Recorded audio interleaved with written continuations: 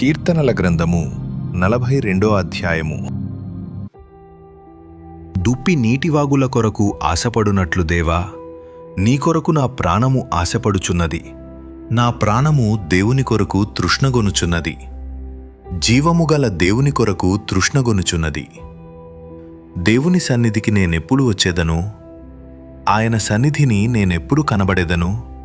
నీ దేవుడు ఏమాయనని వారు నిత్యము నాతో అనుచుండగా, రాత్రింబగళ్ళు నా కన్నీళ్లు నాకు అన్నపానములాయను. జనసమూహముతో, పండుగ చేయుచున్న సమూహముతో నేను వెళ్ళిన సంగతిని సంతోషము కలిగి స్తోత్రములు చెల్లించుచు, నేను దేవుని మందిరమునకు వారిని నడిపించిన సంగతిని జ్ఞాపకము చేసుకొనగా, నా ప్రాణము నాలో కరగిపోవుచున్నది. నా ప్రాణమా, నీవు ఏల కృంగియున్నావు? నాలో నీవేల తొందరపడుచున్నావు? దేవుని యందు నిరీక్షణయుంచుము.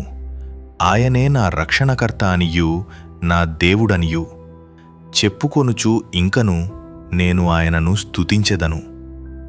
నా దేవా, నా ప్రాణము నాలో కృంగియున్నది.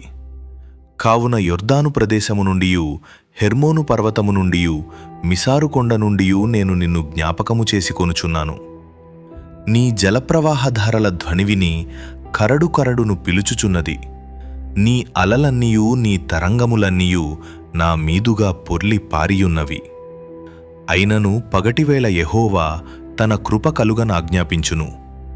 రాత్రివేళ ఆయనను గూర్చిన కీర్తనయు, నా జీవదాతయైన దేవుని గూర్చిన ప్రార్థనయు నాకు తోడుగా ఉండును. కావున నీవేల నన్ను మరచియున్నావు? శత్రుబాధ చేత నేను దుఃఖాక్రాంతుడనై సంచరించవలసి వచ్చెనేమి అని నా ఆశ్రయదుర్గమైన నా దేవునితో నేను మనవి చేయుచున్నాను. నీ దేవుడు ఏమాయనని నా శత్రువులు దినమెల్లా అడుగుచున్నారు. వారు తమ దూషణల చేత నా ఎముకలు విరుచుచున్నారు. నా ప్రాణమా, నీవేల కృంగియున్నావు? నాలో నీవేల తొందరపడుచున్నావు? దేవునియందు నిరీక్షణయుంచుము. ఆయనే నా రక్షణకర్త, నా దేవుడు, ఇంకను నేనాయనను స్తుతించెదను.